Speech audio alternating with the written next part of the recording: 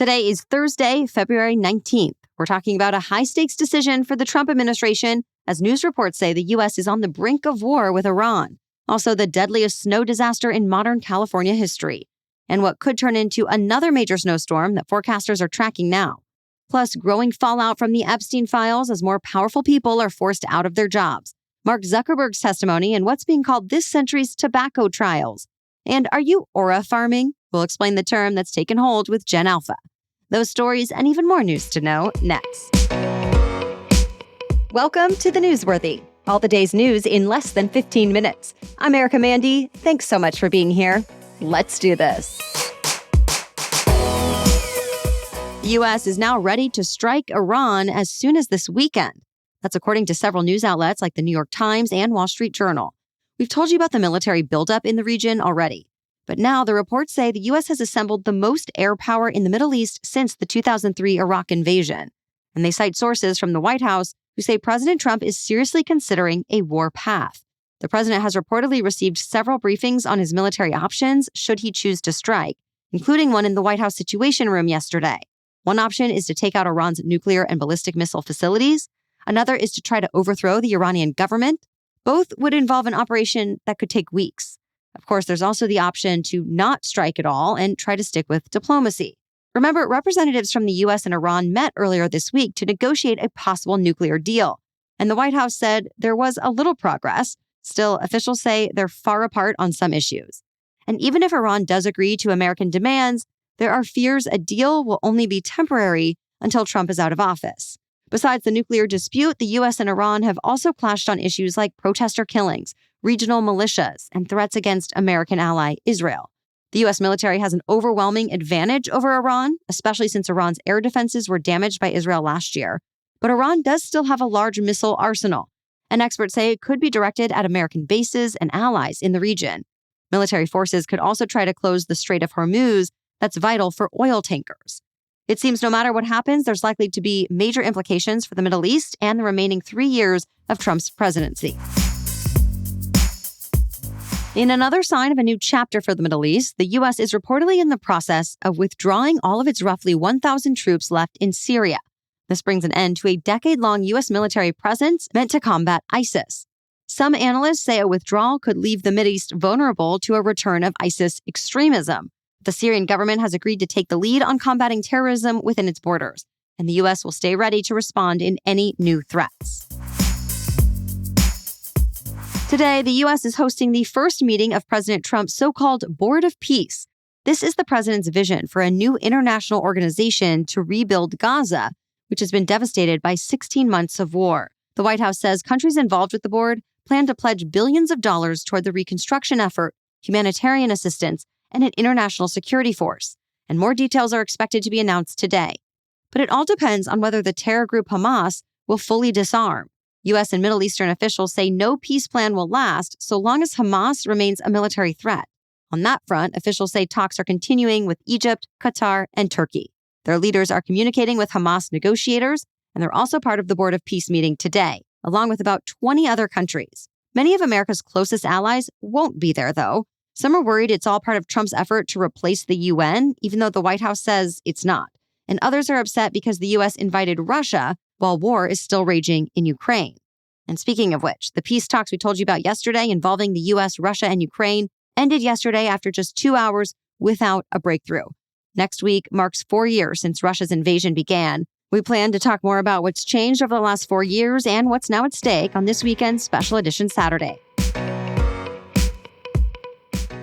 Unfortunately, we have to tell you about what's become the deadliest avalanche in modern California history. A group of 15 skiers, including 4 guides, were on a backcountry skiing expedition on the California side of Lake Tahoe when the avalanche happened. At least 8 of them have now been found dead. 1 is still missing, but is presumed dead. The rest of the group was rescued after sheltering under a tarp for hours, braving treacherous blizzard conditions. The local sheriff says the group was well prepared for the terrain, but that the snow and wind were too much for anyone, no matter how prepared and experienced they were. She says avalanche dangers were predictable. In fact, the guiding company that led the trip posted on its social media accounts about them, but decided to go ahead with the trip anyway. Authorities are now asking why. So far, there's been no public comment from the company about that decision. A major snowstorm could be brewing for millions of people on the other side of the country. Forecasts show at least some snow is likely to impact the Philadelphia, New York City, and Boston metro areas this weekend. Exactly when and how much isn't clear just yet. But many forecasters are still telling people in the Northeast to brace for another hit in what's been the most active winter season in recent years. Many cities across the Northeast still have snow on the ground from last month's historic winter storm, and the general winter weather season is expected to last for at least another month. More news is still ahead, but first, a break to tell you about our sponsor, Home Chef. It's been so great getting Home Chef because I don't have to think about what's for dinner and scramble at the last minute to figure it out. And at the same time, we're getting some great, unique meals that I otherwise would never be able to make. Yet with Home Chef, I feel confident in the kitchen. On the menu lately, pecan-crusted salmon with bacon mashed potatoes, then easy chicken gyros with tzatziki and lemon garlic naan. Yum. Home Chef has worked with chefs like Gordon Ramsay, and there are always new ones to discover to bring restaurant-quality recipes straight to your kitchen. I love knowing I'm feeding my family with exciting, delicious, and nutritious meals, and yet it's still really convenient and fun for me. Other people really love it too. Home Chef is rated #1 by users of other meal kits for quality, convenience, value, taste, and recipe ease. For a limited time, Home Chef is offering my listeners 50% off, half off, and free shipping for your first box, plus free dessert for life. Go to homechef.com/newsworthy. That's homechef.com/newsworthy for 50% off your first box and free dessert for life. homechef.com/newsworthy. You must be an active subscriber to receive free dessert. Now, back to the news. The director of the National Institutes of Health is now taking on another key role in America's public health system. As several news outlets are reporting, Dr. Jay Bhattacharya was just tapped to lead the CDC while also leading the NIH. It's something many public health experts say will be nearly impossible. Remember, the NIH is the nation's biomedical research agency, and the CDC is its top public health agency. The NIH is in Maryland, and the CDC is in Atlanta. Sources have told news outlets like the Washington Post that Bhattacharya will only lead the CDC temporarily, but he could still make a big impact. At the CDC, he'll be in charge of protecting Americans from health threats, plus issuing vaccine recommendations and more, and while trying to improve disease prevention and treatment at the NIH. So far, no comment from the White House about Bhattacharya doing double duty. A permanent CDC director would have to be confirmed by the Senate, and the Trump administration has said it still plans to find the right person to take on the role full-time. A billionaire businessman has now gone on the record under oath about his relationship with Jeffrey Epstein. This week, lawmakers questioned Les Wexner, whose company at one time owned Bath & Body Works, Victoria's Secret, Abercrombie & Fitch, and more. During his testimony, Wexner said he was, quote, duped by a world-class con man, that he visited Epstein's island but knew nothing about any of Epstein's crimes and did nothing wrong. An internal FBI document in the Epstein Files referred to Wexner as a co-conspirator, and one of Epstein's most prominent accusers named Wexner as one of the men she was trafficked to, though he was never charged with a crime. Wexner is just one of many business leaders who have been facing backlash from their inclusion in the Epstein Files. This week, the CEO of Hyatt Hotels announced he would retire. Earlier this month, Casey Wasserman decided to sell his talent agency. Kathy Rumler resigned from her role as Goldman Sachs' chief legal officer. Former Duchess of York Sarah Ferguson's charity shut down. Norway's ambassador to Jordan resigned, as did a Swedish UN official, a Slovakian national security advisor, the chairman of DP World, and so on. All of them were connected in some way to Epstein, as was revealed by the newly released Epstein Files. The man in charge of Facebook, Instagram, and WhatsApp took the stand in a landmark trial to defend his company against claims it causes mental health disorders. We're, of course, talking about Meta CEO Mark Zuckerberg. This is the first time he's faced a jury in a courtroom alongside families who say Meta's products hurt their children. Well, in his sworn testimony, Zuckerberg said Meta's growth targets are all about giving users something useful, not addicting them. He also said his company doesn't try to appeal directly to children, and that when a child under 13 is identified, their account is removed. Besides Meta, Google is the other defendant on trial, and this case is being closely watched. It claims companies should be held liable for building its algorithms of recommendations on top of product features like infinite scroll and autoplay that make it tough for teenagers to log off. But Meta argues it's specific content that's problematic. So the longstanding legal doctrine, Section 230, should shield the company from liability. Whatever happens with this trial could actually determine the outcome of thousands of other pending social media addiction cases. Stay tuned. A judge in Illinois has settled a long-standing chicken debate, saying boneless wings are still wings. He was ruling in a lawsuit filed by a Buffalo Wild Wings customer who said the term boneless wings is deceptive because the menu item actually contains meat from the chicken breast, making them essentially nuggets. The customer was seeking damages. Well, after considering his lawsuit, the judge said the term boneless wings is not actually deceptive, but rather a fanciful name that's been around for decades. Sort of how buffalo wing doesn't mean you're getting buffalo meat, just chicken with buffalo sauce. So far, no comment from the restaurant chain, but you can expect boneless wings to stay on the menu, breast meat and all.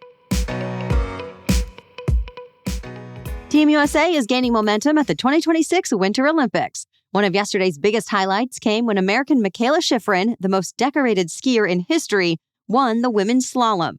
And her margin of victory was 1.5 seconds, the largest in any Olympic alpine skiing event since the 90s. Team USA also came out on top in men's hockey. The Americans beat the Swedish team in overtime at the quarterfinal, and with that, they moved to the semifinal against Slovakia.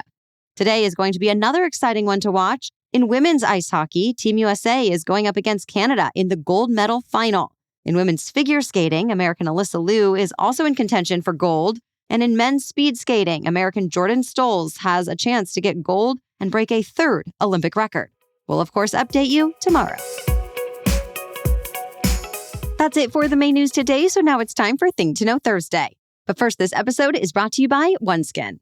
I've realized something about my skincare. If it's complicated, I'm not really going to stick with it. And I don't want trendy ingredients that might irritate my skin. I want something that's rooted in science, feels good, and actually fits into my real life. That's why I keep using OneSkin. I use their face moisturizer, eye cream, and the lip treatment every day. And what stands out to me most is how simple yet effective it is. Everything is clear-cut, layers easily, and leaves my skin feeling smoother, more hydrated, and just healthier overall. I also love that OneSkin was founded by an all-woman team of longevity scientists with PhDs in stem cell biology and skin regeneration, and that it's certified safe for sensitive skin, dermatologist tested, and free from over 1,500 harsh ingredients, which gives me peace of mind. Born from over a decade of longevity research, OneSkin's OS1 peptide is proven to target the visible signs of aging, helping you unlock your healthiest skin now and as you age. For a limited time, try OneSkin with 15% off using the code NEWSWORTHY at oneskin.co/newsworthy. That's 15% off oneskin.co with the code NEWSWORTHY. After you purchase, they'll ask you where you heard about them, so please support our show and tell them we sent you. Now back to Thing to Know Thursday. And today we're talking about aura farming, as the kids call it. The slang term started gaining traction last year and has really taken off on TikTok and beyond, especially in Gen Alpha and younger Gen Z. For them, aura is that cool, mysterious vibe someone gives off. Think effortless, low-key. So aura farming is the act of trying to boost that cool factor. But here's the catch. If it looks like you're trying too hard, you lose aura points. Similarly, there's clip farming. That's when someone does or says something specifically to go viral. This aura-related trend mostly started with an 11-year-old boy in Indonesia named Dika.